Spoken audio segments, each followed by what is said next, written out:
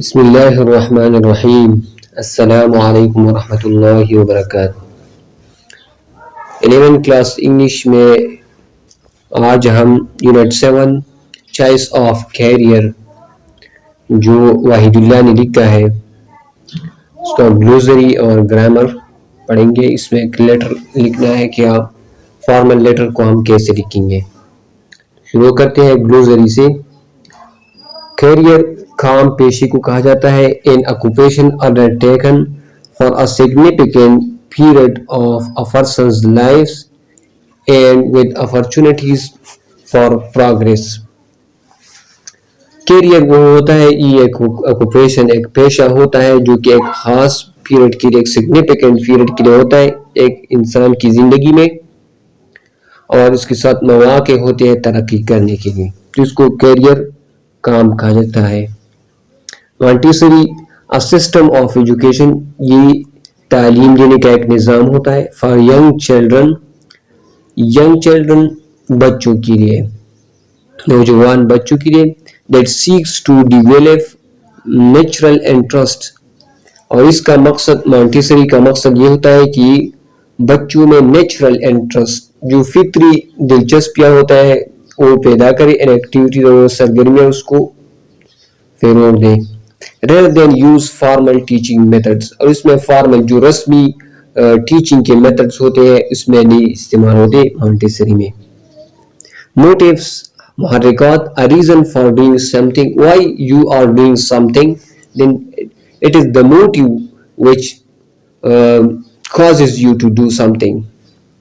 نیومیریسی حالت کو کہا جاتا ہے the ability to understand and work with numbers، ہنسوں کے ساتھ ہنسوں کو سمجھنا اور اس پر کام کرنا نیومیریسی کہلاتا ہے۔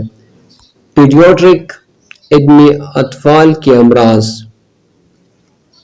relating to the branch of medicine dealing with children and their diseases، بچوں کی بیماریاں اور ان کے علاج، اس کو پیڈیاٹرک کہا جاتا ہے۔ پیڈیاٹرک کیا ہے؟ علم اطفال کے امراض سے متعلق، اطفال کے امراض سے متعلق جو علم ہوتا ہے، بچوں کے امراض سے متعلق جو علم ہوتا ہے اس کو پیڈیاٹرک کہا جاتا ہے۔ پریگمیٹک، حقیقت پسندانہ، پریگمیٹک حقیقت پسند، dealing with things sensibly and realistically in a way that is based on practical rather than theoretical considerations، جو کام پریکٹیکل بنیادوں پر ہوتا ہے، تھیوری اس میں بہت کم ہوتی ہے، تھیوریکل کنسیڈریشن کو اس میں تصور نہیں کیا جاتا تو پریگمیٹک ہوتا ہے۔ ریفلیکٹ، عکاسی کرنا، کسی چیز کی عکس کرنا، تھنک ڈیپلی اور کیئرفلی اباؤٹ، کسی چیز کے بارے میں احتیاط کے ساتھ اور گہرے سوچنا۔ ریٹروسپیکشن، ماضی کی جانچ، the action of looking back on or reviewing past events or situations, especially those in one's own life۔ retrospection ماضی کی جانچ پڑتال کو، reconsideration بھی اس کو کہا جاتا ہے، action of looking back واپس دیکھنا اپنی زندگی اور ریویو کرنا، past کے جو آپ کی زندگی میں ماضی میں جو واقعات ہو اس کو ریویو کرنا، اس پر دوبارہ نظر ڈالنا، situations especially those in one's own life، انسان کے اپنی زندگی میں جو ہوتے ہیں۔ لیٹر رائٹنگ، آپ ایک لیٹر کو کیسے لکھیں گے؟ رائٹنگ اے فارمل لیٹر، ایک فارمل لیٹر لکھنا۔ Rules for writing a formal letter, ایک فارمل لیٹر کو آپ کیسے لکھیں گے، اس کا طریقہ کیا ہے؟ In English there are a number of conventions that should be used when writing a formal or business letter۔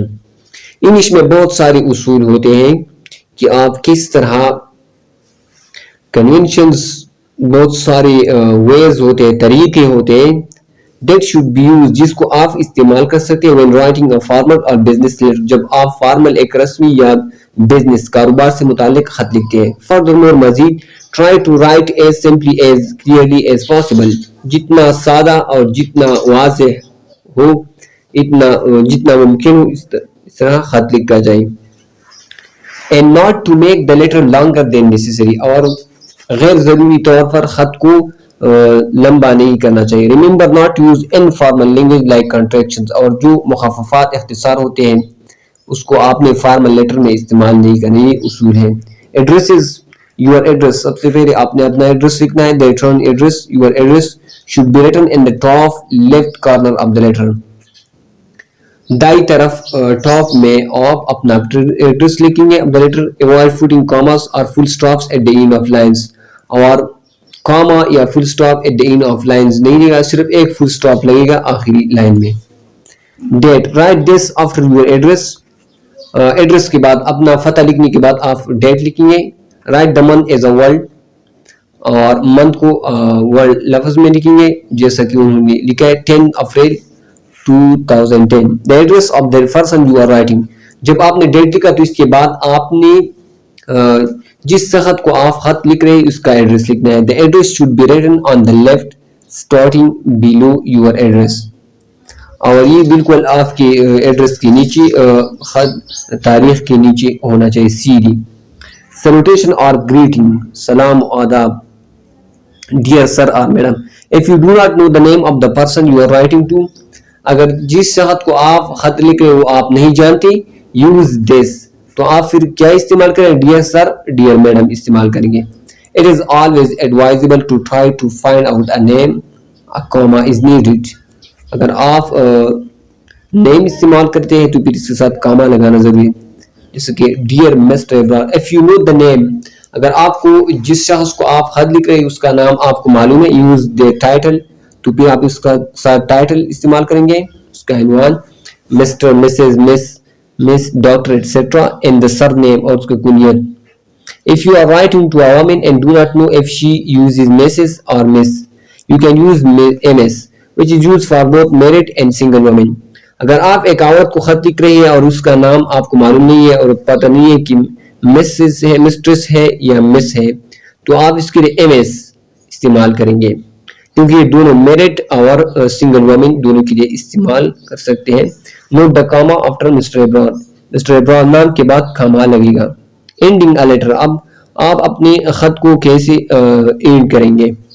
Yours فیتفلی. Yours فیتفلی کب لکھیں گے؟ if you begin your letter with dear sir, madam, end the letter this way. اگر آپ نے اس شخص کو خط لکھا ہے جس کو آپ نہیں جانتے تو اس کے آخر میں یورز فیتفلی آپ لکھیں.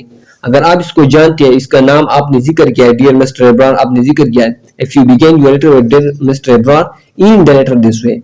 Your signature, sign your name and then friend and underneath signature. If you think the person you are writing to might not know whether you are a man or woman, put your title and brackets after your name. How to write a formal letter. ایک formal letter آپ کس طرح اس کا body آپ کو سمجھا رہا ہے آپ. First paragraph. The first paragraph should be short and should state the purpose of the letter. پہلا پیراگراف یہ شارٹ ہونا چاہیے اور should state the purpose of the letter, اور لیٹر کا جو پرپس ہے, جو مقصد ہے وہ بیان کرنا چاہیے. To make an inquiry, کہ آپ کیوں خط لکھنا چاہتے ہیں. دریافت, تفتیش کے لیے, کمپلینٹ, شکایت, فریاد کرنے کے لیے, ریکویسٹ, درخواست عرض کرنے کے لیے, something etc. Middle paragraph.